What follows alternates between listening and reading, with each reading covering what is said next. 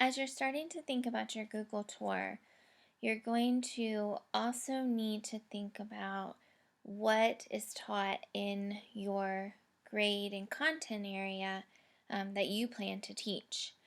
So we have a little bit of wiggle room with this because for most of you, you're probably still considering what you want to teach as far as the exact content area or the exact grade. If you are thinking about elementary and you're not sure which grade, then you really have a choice from all of the grades and all of the different content areas that are covered in elementary school for this project. If you really think you want fifth grade, then you could choose from what's taught in fifth grade for this project. If you're not sure if you want elementary or high school, you're still completely up in the air, then look through the standards for what you might teach in elementary and what you might teach, maybe you're thinking high school English, and narrow it down that way. So it's up to you what you decide you want to teach or want to do your field trip, where you want to go, because that's all based on your preference for what you think you want to teach. So how do you look through the standards? I added a link right here in our page, in our Moodle page, that links you directly to the standards that are used for North Carolina. And I wanted to just briefly go through how to access them, especially if you haven't done that yet. So when it opens, it'll be the North Carolina Department of Instruction website, and you'll see on the left side that it's broken into content areas. So you'll need to think about, what content area do I want to click on to explore?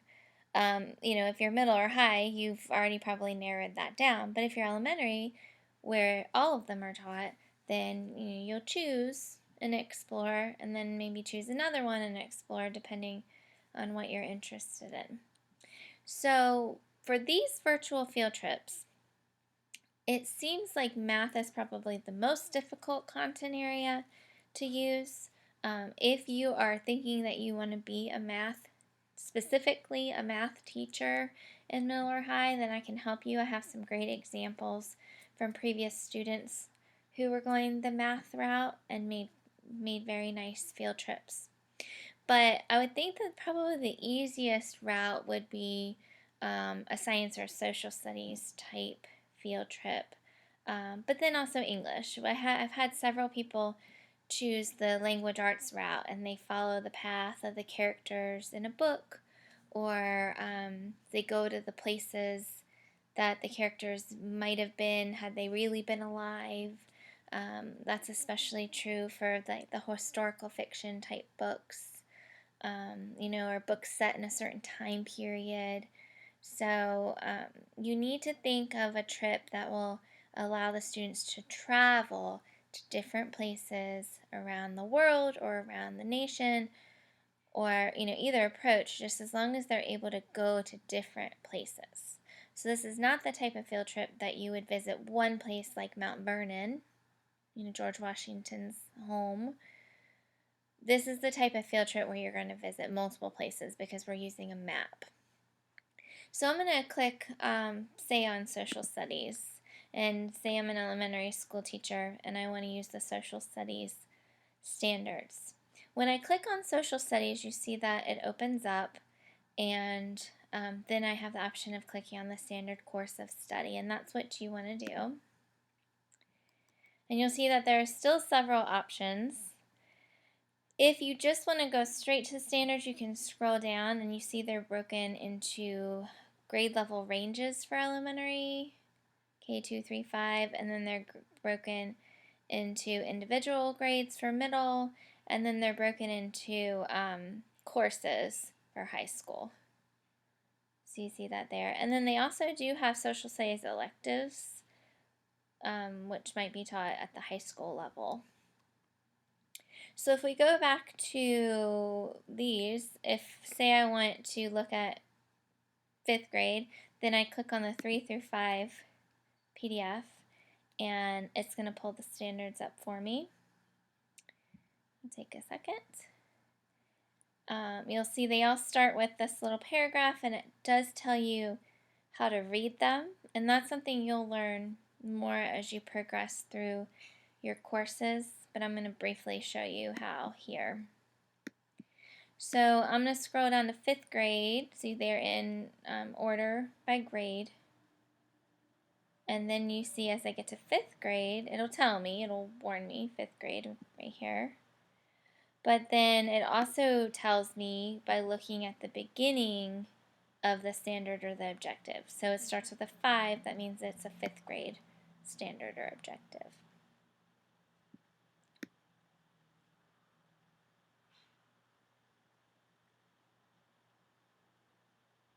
So I can look through and decide maybe something that I want to do.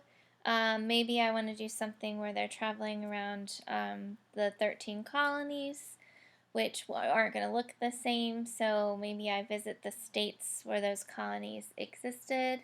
And then in my picture section of the virtual field trip, I could put images of what it might have looked like at the time of the colonies. So the students can at least see where they would have been located by traveling on the Google map. And that would, fit with history in 5th grade. But what I want to do is I want to look through these and think about what can I do that might fit with something the students are doing. So I might look through geography. It looks at migration. I might look at movement west during that time, and so forth. So it looks at government. Maybe we do a trip to Washington, D.C. and go to the different buildings that are part of the different branches, and it's somewhat of an extension to them learning about the 3 branches of government by visiting, the Capitol and the White House and the Supreme Court building. So that's what I have to do. I have to read through these standards and think about what will they learn and what might fit with what I want to do for my field trip. So again, to read them, I'm going to look at the left-hand side. That's going to be the grade, and then the letter is going to be the domain. So this one's history. If you scroll down, you'll see geography, economics, and all of those letters appear through all of the social studies standards in every grade. So there'll be a history in kindergarten, in 1st and 2nd, all the way through 5th, and then also in older grades. I'm specifically mentioning elementary at this point, but the number before it will tell you what grade it is. So this is economics, 5th economics, and it's the 1st standard, and this is the standard. And standards tend to be broader. They encompass bigger ideas and are not necessarily specific.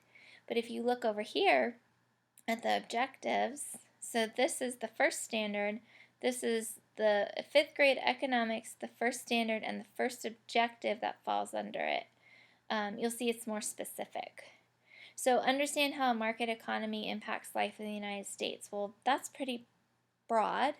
But then over here, summarize the role of international trade between the United States and other countries through Reconstruction. So that's still a little broad, because through Reconstruction, that's a long time period.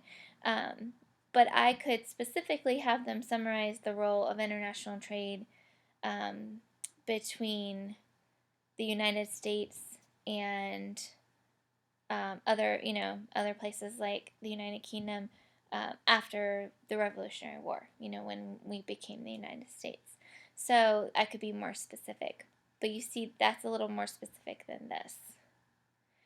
And then the second one, that's a little more specific as well. So that's the 5th grade economics, 1st standard, 2nd objective. So that's how you read that.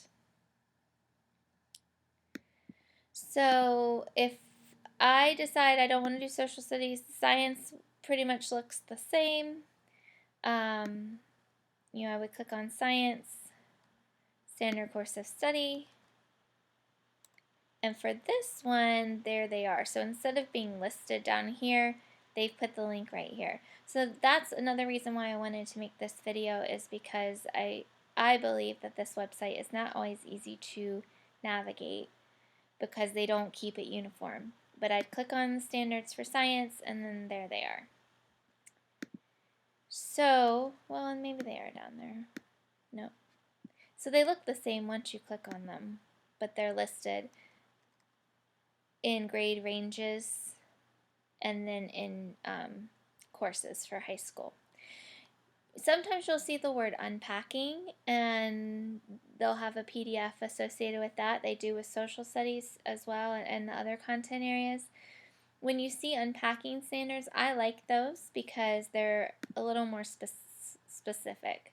So if I click on the kindergarten unpacking and I look at what it says, it's going to give me more information. So when I clicked on the social studies ones that were not unpacking or unpacked, it was just the standard and the objective. But when you click on the ones that are unpacked, notice it tells you more information. So it will, down here, it'll try to clarify what the student should be doing. And that helps because some of the, so you see, there's the extra information.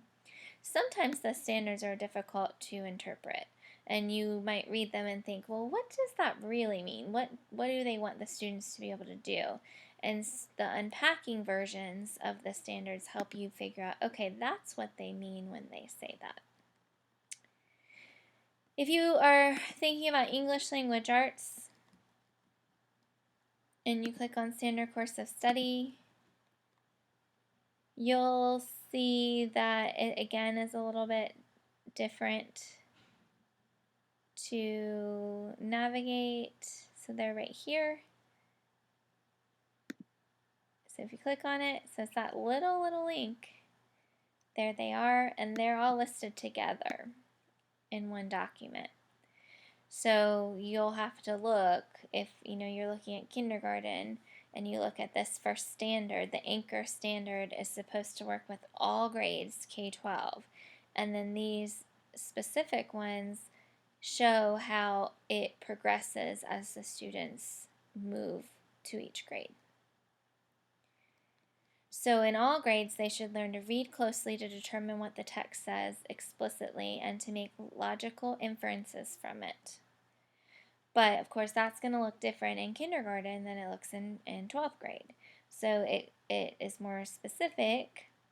So in kindergarten, they're going to get some prompting and support from the teacher as they ask and answer questions about details in the text. But then you get to 11th and 12th grade, and it says, cite strong and thorough textual evidence to support analysis of what the text says explicitly. So then, they're not going to get the prompting and the support. It's all on them. It's more complex in what they're doing, but it's still under the same anchor standard and idea. So the idea of this is you're going to see growth as they grow older and move through the grades. So that's the same with all of these. So you'll notice there's this anchor standard, and then it progresses through the grades. So learning the standards is something that you'll continue to work on even when you are in the classroom as a practicing teacher. When you have your own classroom and it's your job, you're probably never going to memorize all of them, but you do need to know how to access them and to read them and to interpret them. And so that's where we're going to get started doing that in this course, but you'll really start to do that as you move on through courses and learn how to lesson plan. But at this point, I just want you to be able to look at the standard and determine the topic that you're going to use for your virtual field trip in a way that shows me that the virtual field trip is appropriate for the content area and the grade. If you're unsure, let me know. Send me the standard or the objective in an email. Tell me your idea, and I can help you make sure that it is appropriate for the grade you're considering and that your idea matches what the standard is asking of the students.